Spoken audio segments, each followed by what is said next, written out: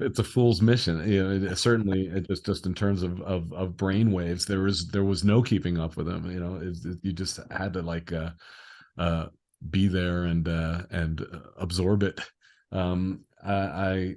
Just being in a room with him was a pretty notable experience, especially for me at the time, because it was my first professional gig, and all I dreamed about for the previous 15 years practically was playing with Frank Zappa, and all of a sudden that's the beginning of my career.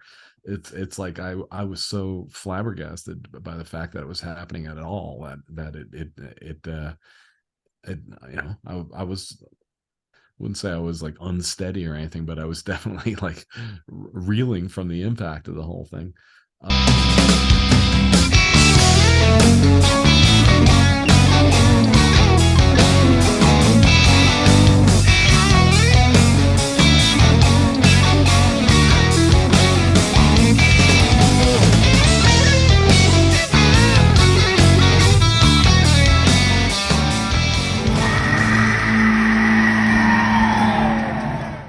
Listen to the vibes. Welcome everyone to another episode of Listen to the Vibes, and I'm very honored to have Mr. Mike Keneally here with me. He's got an album coming out here in February, right? Yeah. Oh, February 24 is the release date. Well, thank you for having me, Kyle. It's a pleasure to be here. Oh, man, I can't thank you enough. We were talking just before we started. You played with my hero, Frank Zappa. I actually have a picture of Zappa on the toilet in my bathroom. So that's appropriate.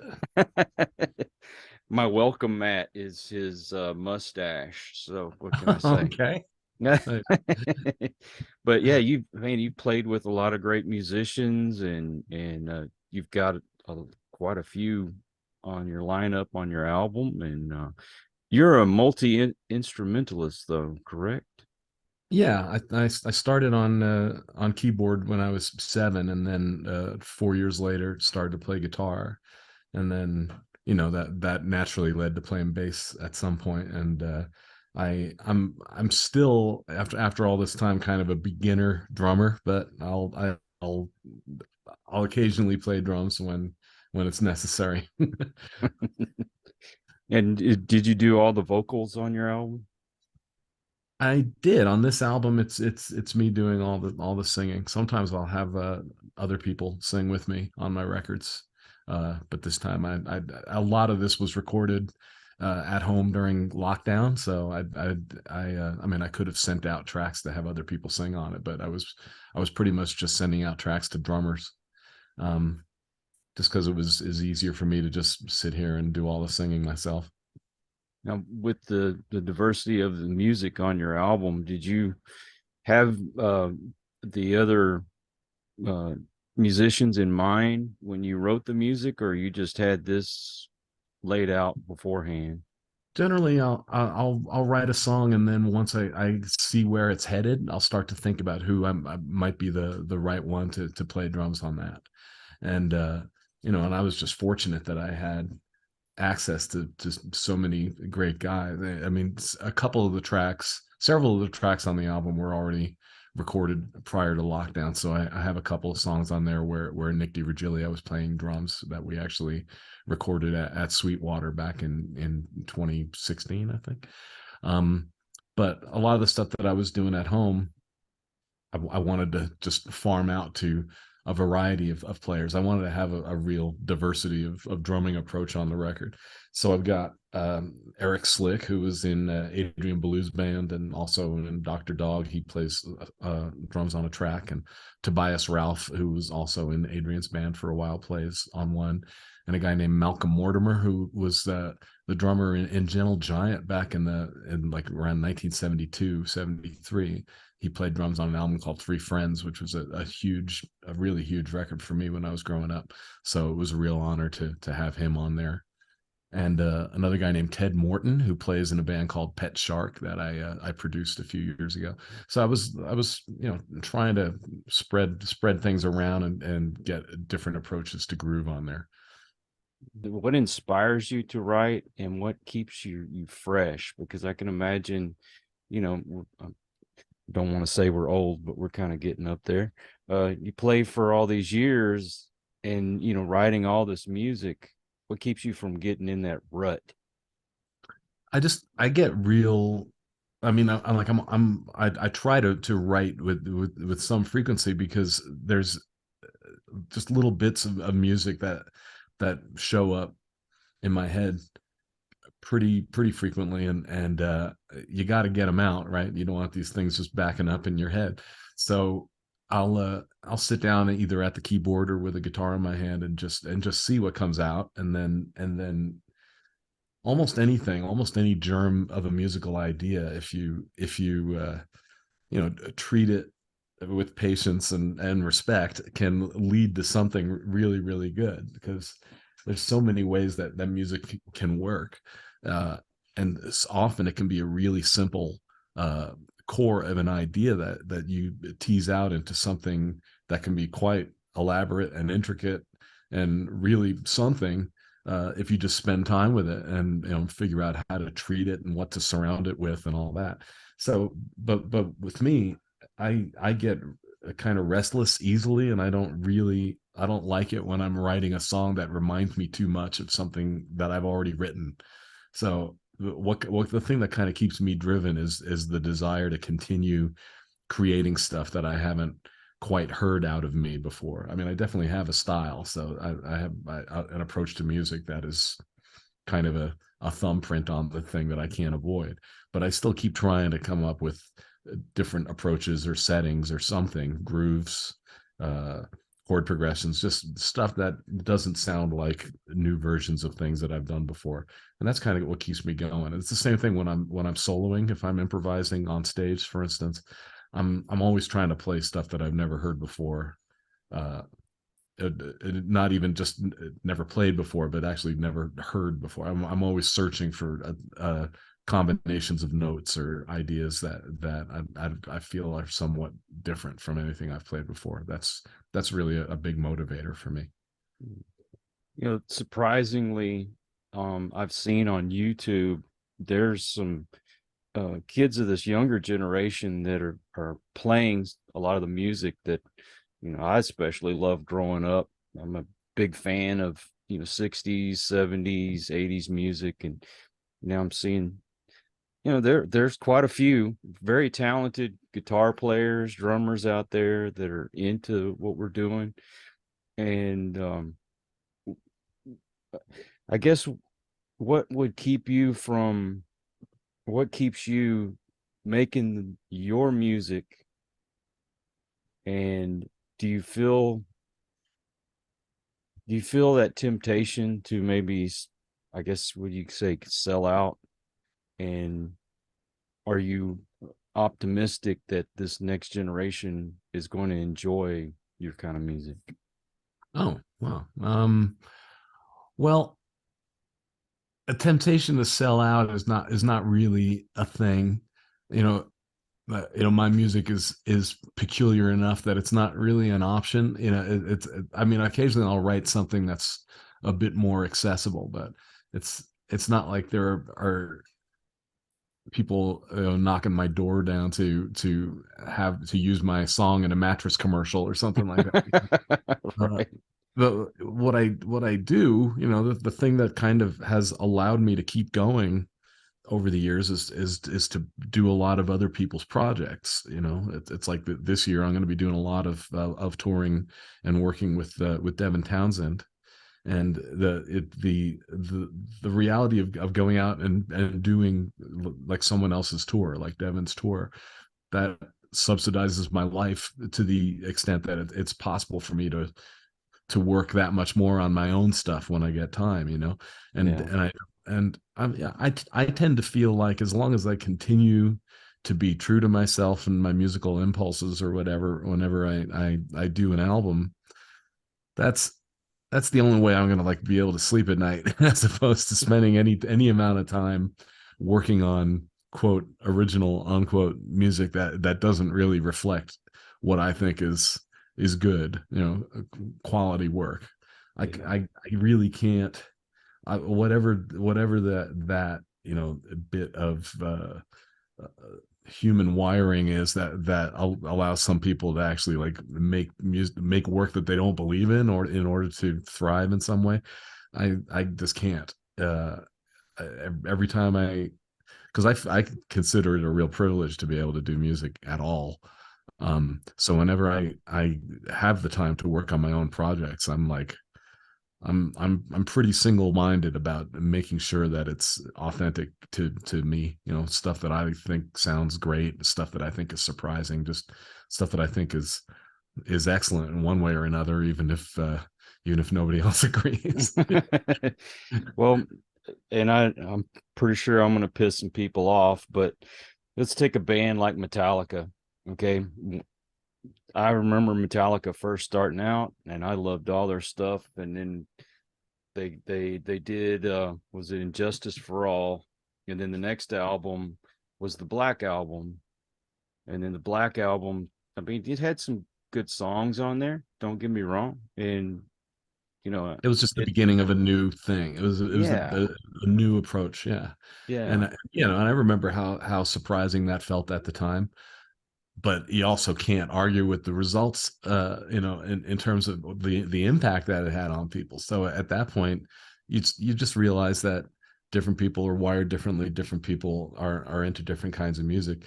I mean, I remember the first time hearing "Injustice for All" and just thinking, this is one of the most badass things I've ever heard. It's like so stark and so yeah, raw in a way. I actually, nothing against Jason, but I actually enjoyed the fact that it wasn't a bass heavy record, because in a way that made it feel nastier. It was just like slashing and abrasive.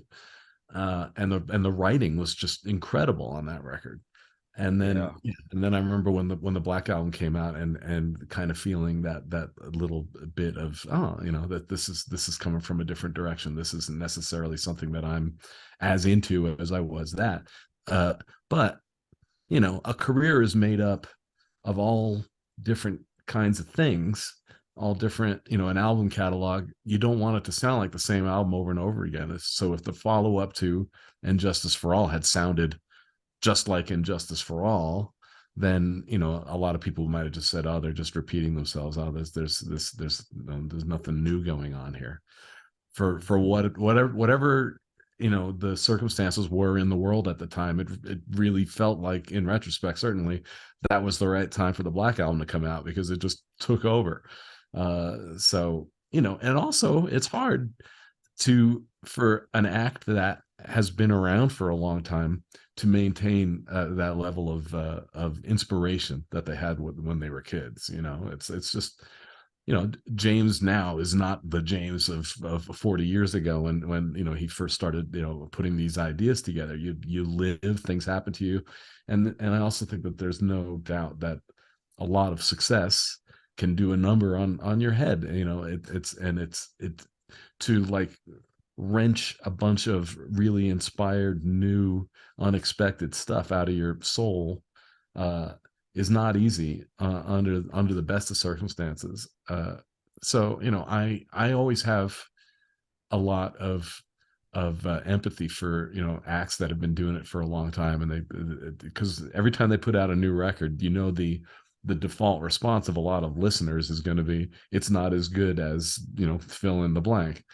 yeah. And that's just inevitable. There's no way around it. So my way around that, for one thing, I'm still pretty obscure, so it's not like there's millions of people judging me. The people who are into the records that I do, I think, appreciate the fact that I keep trying to change things up, that each record seems to have a distinct personality of its own, that's not meant to sound anything like a previous record. So I've got it really good in that way. I can really follow my impulses, and not feel like it's going to hurt me at all. Yeah. You played with Zappa, and mind you, nobody had that guy's brain. I don't think there'll ever be another Oh, geez, Zappa. I certainly have never encountered another brain like it. Yeah. Well, I have to know, how was it like trying to keep up with that guy? I mean, it had to be a It's a pleasant chaos, but chaos. well, it's a fool's mission. You know, certainly it just in terms of brain waves, there was no keeping up with him. You know, you just had to like uh, be there and absorb it.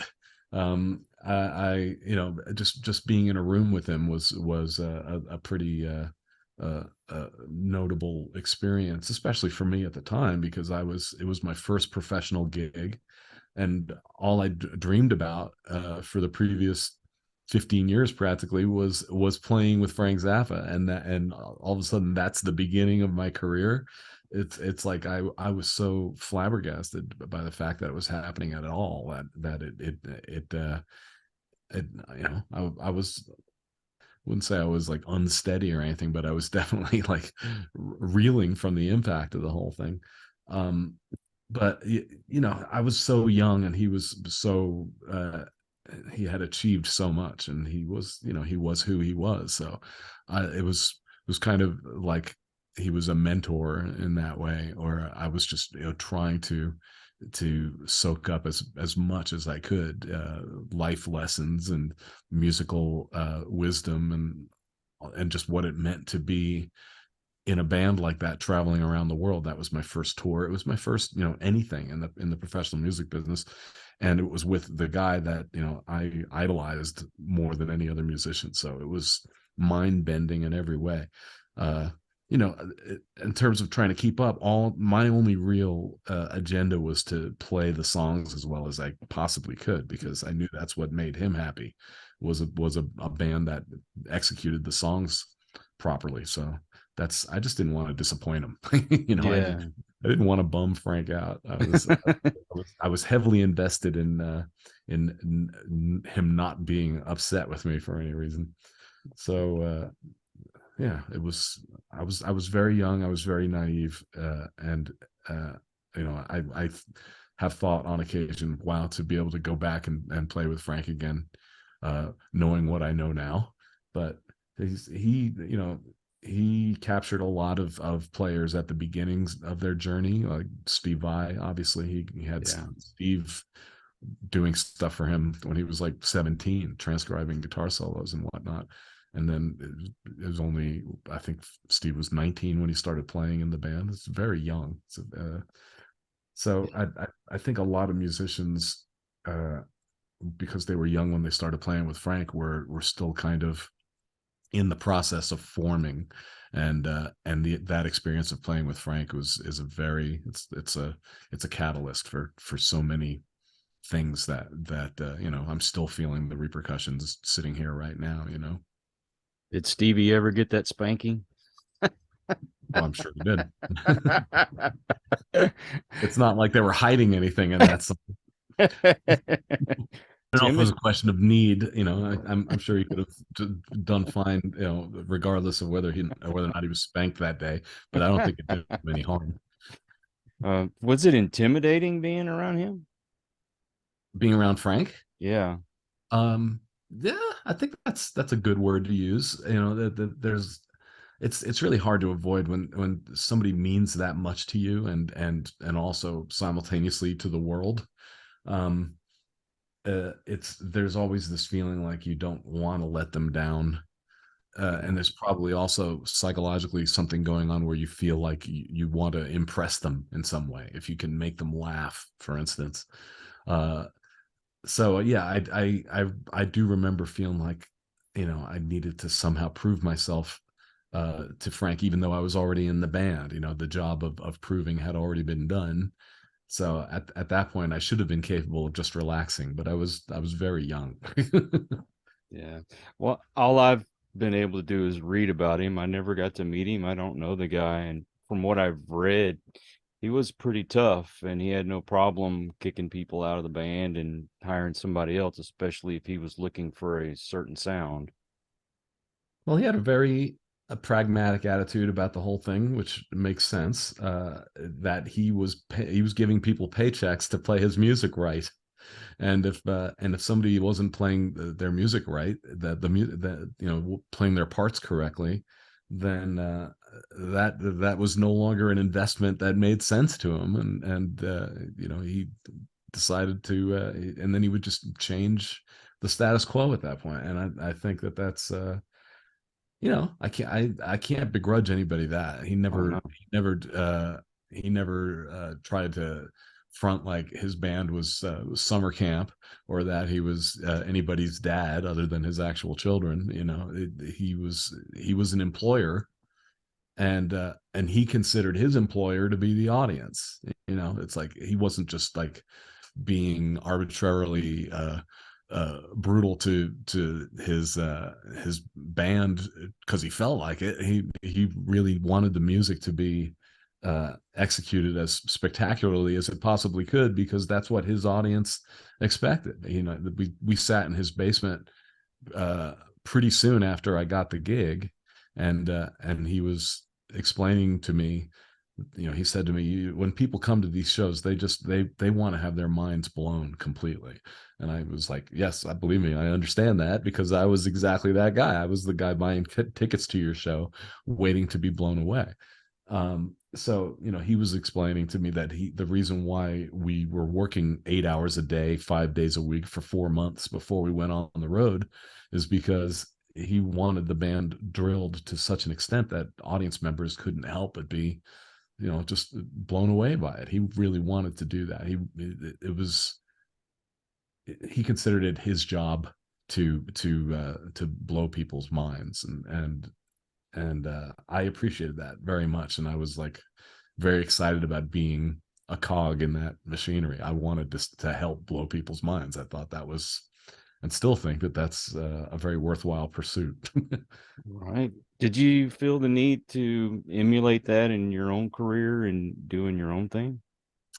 Well, I mean, my own musical tastes were so shaped by the music that I was listening to growing up, which was Frank and a whole bunch of progressive rock and experimental rock and jazz and contemporary composition, and then amazing pop songs like the Beatles and the Beach Boys and all of that stuff that I also grew up loving. So I really want my Andy Partridge from XTC, who's somebody that I've written songs with, and we've done some stuff together. He described it perfectly once, which was that he wanted to make music so good it hurts. And I used to feel that listening to XTC in the 80s. I would listen to their songs and there would just be so much nutrition in there, so much good stuff, and more good stuff around every corner, where you listen to it and just go, man, I just can't believe how good this is, and I'm so happy it exists. That is something that I've tried to do in my own career, and I think the things that I got from Frank are just like a specific way of leading a band. Yeah. We used to do these long rehearsals, and we knew things were going well if we were laughing. Even though the music was very hard and there was a lot of hard work to do, uh Frank's primary objective was to have a good time.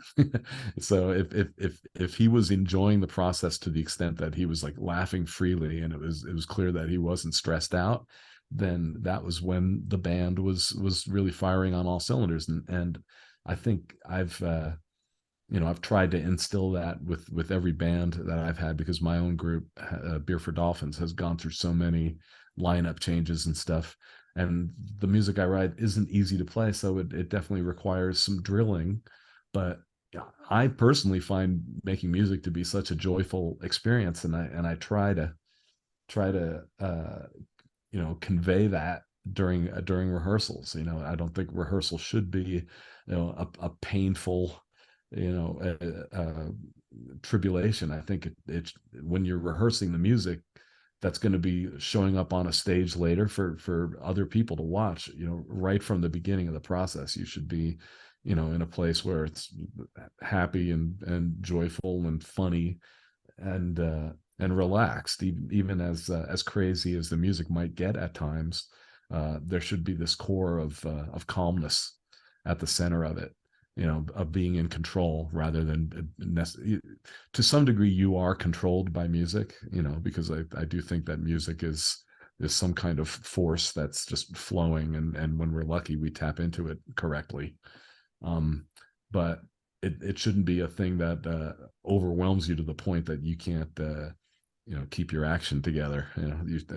I like on stage, which is funny because I watch film of myself playing and I look like I'm just like losing my mind. But inside, I promise, I'm feeling pretty calm about it all. I didn't used to. I used to get overwhelmed back in the '90s when I would play live. I would get so emotional that it would start to affect the performance negatively. I thought, but nowadays I'm like, when I play live, I'm really keeping, my senses focused on how is this coming across, how are people receiving it, what does this sound like. So I try to listen to all the stuff as I'm playing it as though I'm distant from it. I'm like the performer and the producer and the audience at the same time, which I Well, think Frank also did that. I think Frank was very aware at every moment how the totality of this incredible music that he was presenting, how it all came across. And that's why, we were a 12-piece band. If one guy in the band did one thing a little bit wrong, I guarantee Frank heard it, and sometimes would call the guy out during the show oh to repeat the passage and play it correctly. Frank was not above that from time to time. Well, I know a lot of people out there are not doing what they want to do in life, and I mean, you're getting to do that. What advice do you give someone? And it doesn't necessarily have to be music, but to get out there and chase your dreams. Well, I mean, it's a real challenge to do that, and you have to be pretty clever about piecing together, because you got to survive, right? You have to piece together income streams one way or another. You have to figure out a way to subsidize your own lifestyle, and just make sure you make it to the next month with something in the refrigerator, et cetera, et cetera. You got to survive. So I the the thing about dream chasing is that it's real hard to do when you're super hungry. So it's Frank used to say, like when people at a certain point, he said his standard answer to the question, uh, Frank, I'm a musician. I'd really like to, make my own music and just like follow my dreams and my impulses. What should I do? And his answer to that was get a real estate license. And what he meant by that was find some way to subsidize your life so that when you have time to devote to your dreams, you can do it without feeling overly concerned.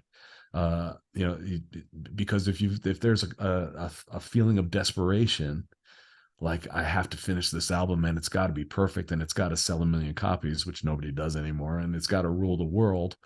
Um, you're unlikely to turn out a piece of work that is going to do that, because it's got this core of stress and desperation.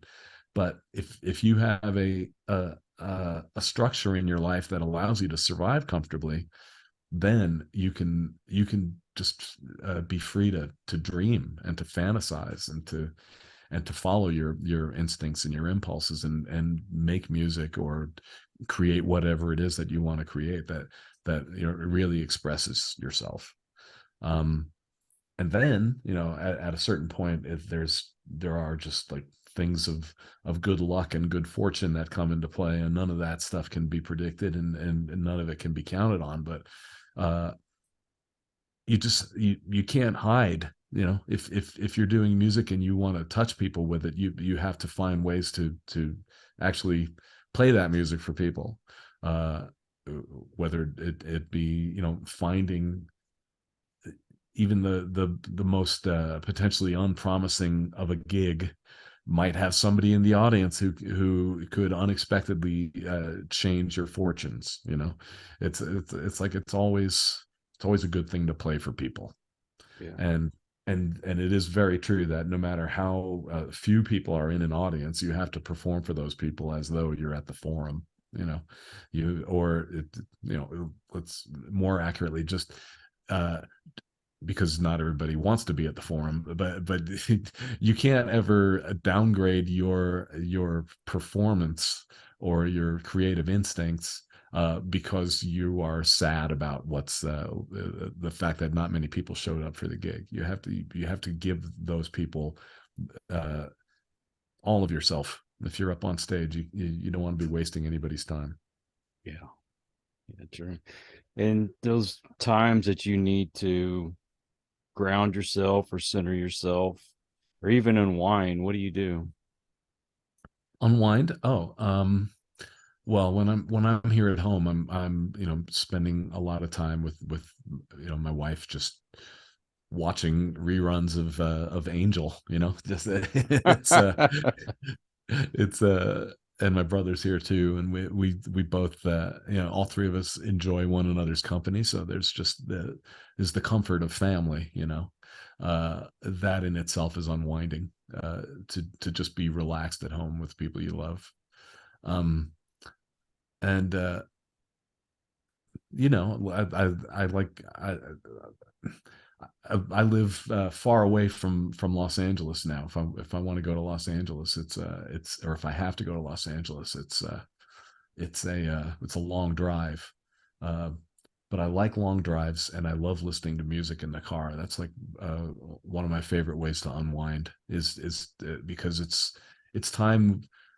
You can choose not to answer your phone. If you're in the car on a long drive, it's a time where nobody can get at you, and you have the option of just being in your bubble there. And that's when I find listening to music to be the most relaxing and the most I just get a lot out of it.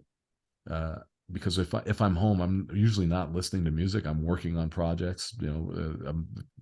I always find that there's some new thing that is taking up a lot of my time to the extent that just the luxury of sitting at home listening to music it doesn't happen that often. Sometimes I'll put on a record while there's something else going on, if we're making food or something like that, or exercising or whatever. And that's when most of the music listening happens. But just in terms of dedicated listening, uh, that most of that happens in the car, although I'm also focused on the road and not bumping into anybody. Right. Yeah, I don't know if you've got the Peacock app or not, but I discovered that and the $6 Million Man is on there. So That's great. That's wonderful. it's funny because I was just talking about that the other day, and then my wife works for the state. She was down in Austin at the office. She calls me and she says, "You'll never guess who's up here." And I'm like, "Who?" Lee Majors. I said, "What?" "Yeah, he's here for the governor's inauguration." I'm like, "And I can't get downtown." Shucks. I used to go back before it was like an insane scene. I used to go to the San Diego Comic-Con uh, back in like the 70s, when it was just in the basement of a hotel downtown.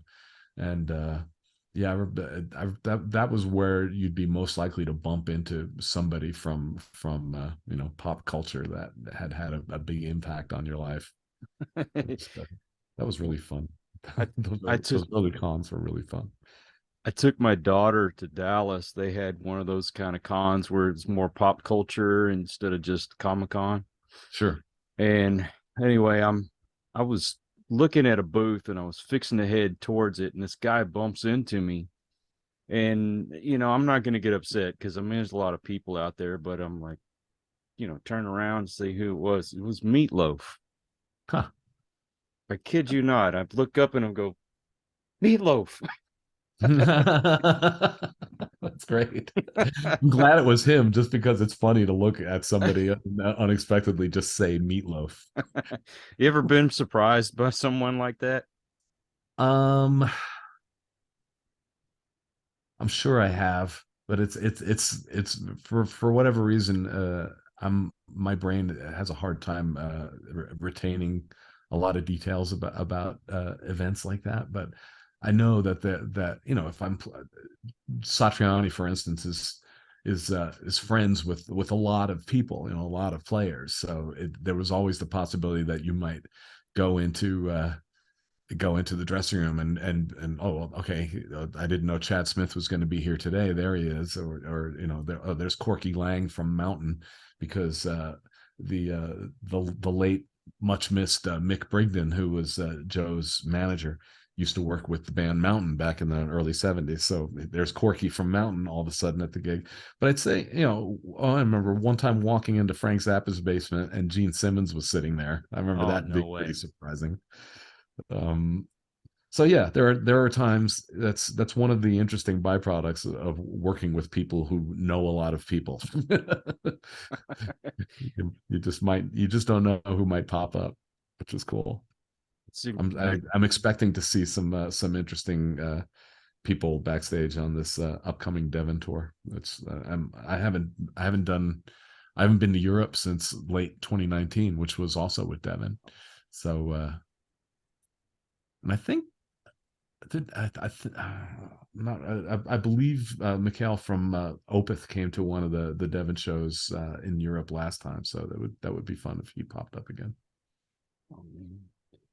So I'm pretty sure you've done quite a few interviews. Has there ever been anything that you wanted to talk about, but you never got the chance? Um, I don't know. I feel it's interesting. I don't have my life isn't that multifaceted. It's like there's other than music, there's not that much I'm capable of doing. So I don't I don't I don't see it as there being like a lot of hidden darkened corners of my life. Like in terms of things that I don't talk about very often. I really like to draw. I just loved there's a real if I had shifted my focus elsewhere, there would have been a real possibility that I would have gone into cartooning, because I have a real love of that art form. But I once I started getting involved with music, and that was taking up so much of my time, I wasn't disciplined enough to, you know, uh, set aside the right amount of time per day to really get my cartooning act together. So I still maintain kind of a middle school drawing skill, but I do get a huge kick out of it. And I've been on Patreon for a couple of years, which that's something to flash back to a question you asked a little while ago.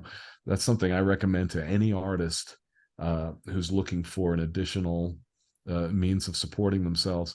If they've been doing it for a while and they've managed to accumulate a certain amount of archival material, anything to do with the albums that you've made, alternate mixes, alternate takes, and any paperwork that is connected to those albums, videos, or in my case, just all the decades and decades of these weird drawings that I've done. I'm, fairly constantly posting a stream of this, stuff, which is unreleased in any other format, to the Patreon followers, and it's fantastic because it's a platform that is completely different from social media in that you're not fighting for people's attention space. If you're on Facebook or something and you put out a post, you are doing battle in everybody's attention spans with all the other stuff that they're scrolling by on their feed.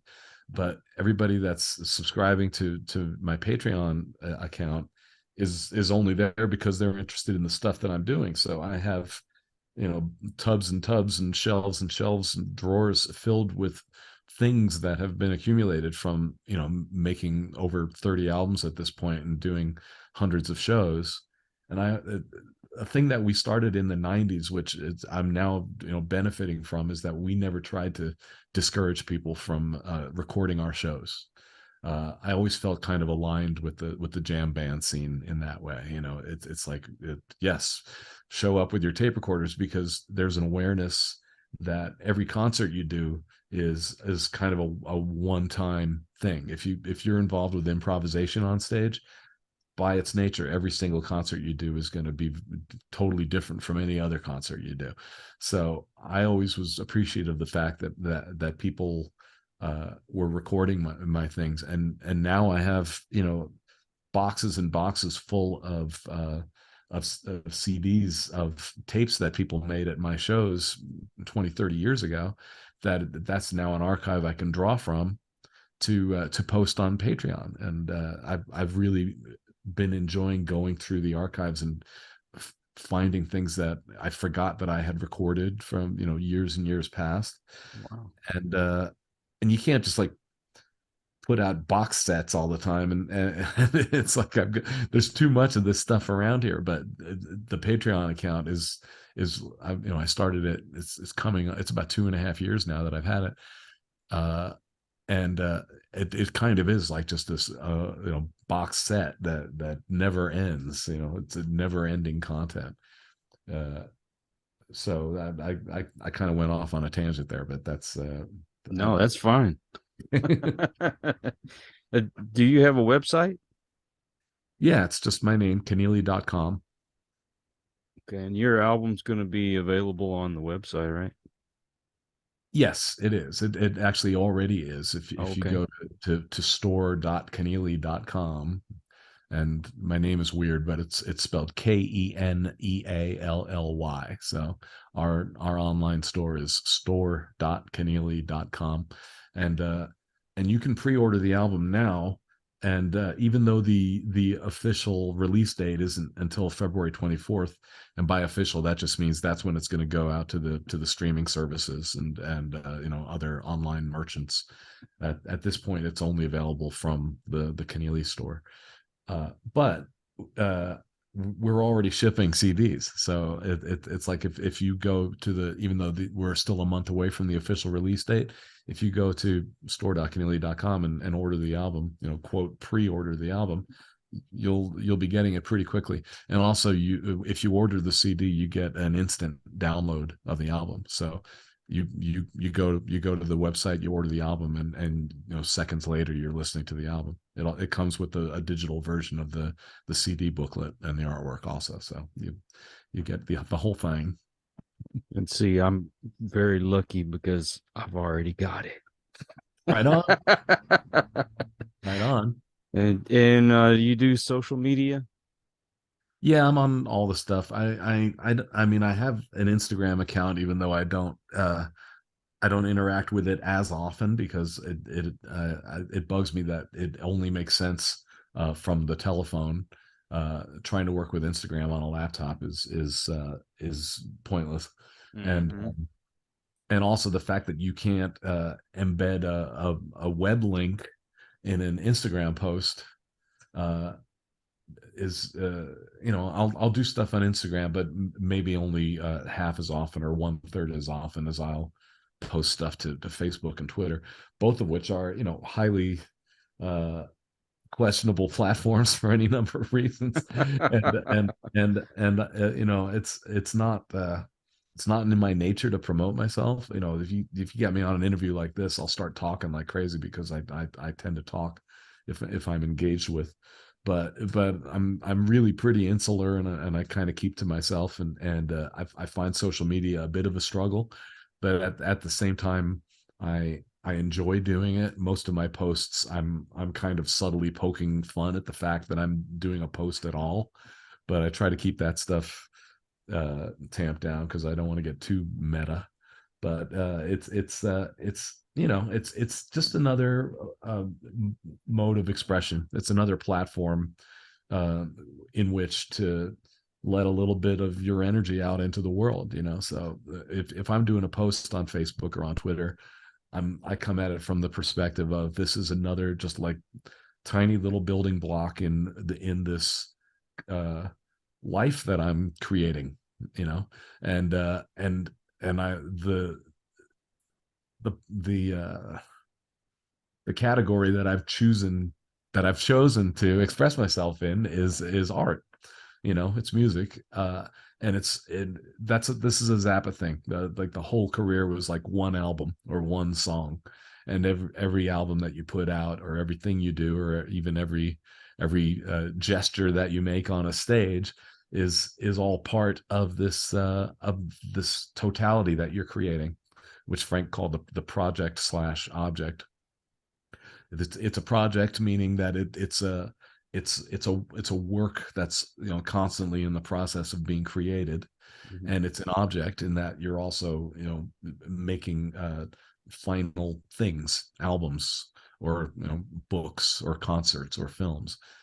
You're ending up with something that's a record of the fact that, yes, you were there and you did this thing, and you meant to share it with other people in hopes that they would enjoy it as much as you do.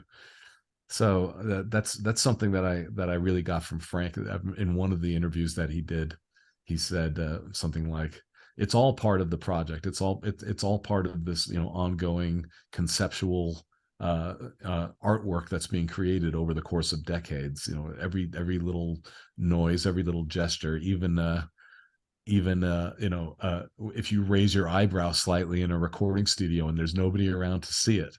And then, you know, the response to that was, "But Frank, you're the only one who would know." And then he goes, "Now you get it." My God, to being able to hang out with that guy. But I know. I mean, I I consider myself real blessed that I was able to spend the time that I did with him and have those experiences.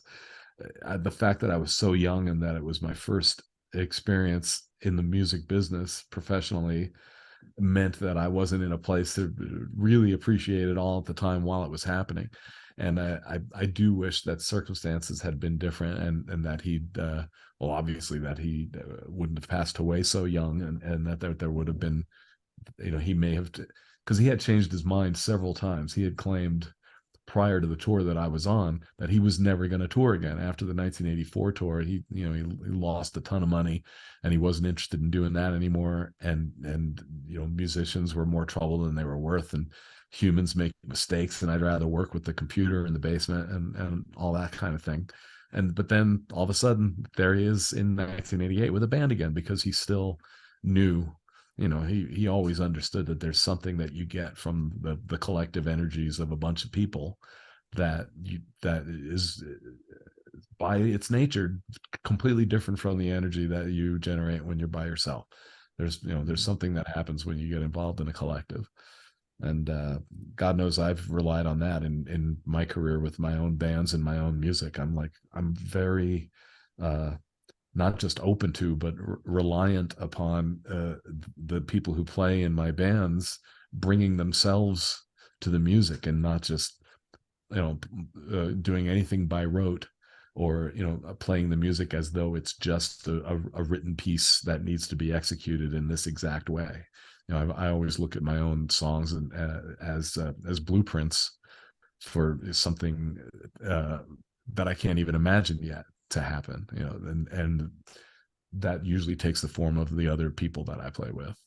Yeah, the your music, when filtered through the consciousness and the energy of somebody else, turns into something that much richer, that much more layered, because it invites their lives and their experience into the thing. It's not just, you know, an echo chamber where it's me, it's me, it's me. You know, it's us, and you're playing it for a, you know, you're sharing it.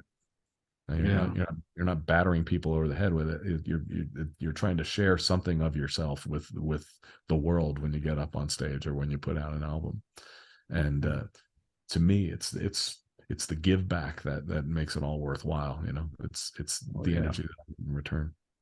yeah. Anything that I can do to give of myself to the world, it just, there's a feeling you just can't explain. It's a high, you know. It's a feeling like you have not wasted your time on this planet. You know. Yeah, yeah, exactly. Well, I for one am looking forward to your next project, and Thank you. I'm definitely. It's about 70% done, because I was working on it at the same time that I was working on this new album. Oh wow. And at one time I thought I was going to put out, you know, both albums at the same time, but there was it's taken me too long to finish the second one. So once the first one was done, I said, let's get this out now. It deserves a place of its own. Well, I highly recommend this album to you folks out there, and I will definitely put the links in the description so it'll be easy to find. And Mike, I can't thank you enough for coming on my show. It's truly been an honor. No, I really appreciate that a lot, and I Thank am you. also very grateful that you asked me to be here. So thank you. And I also want to thank all of you out there. If you are new to this channel, please hit that subscribe button. I'd ask that you please come back and, share this out. And then to all my regulars, I thank y'all because you make it possible for me to do this. So until the next one, everyone, please take care. Be kind to one another. God bless and peace.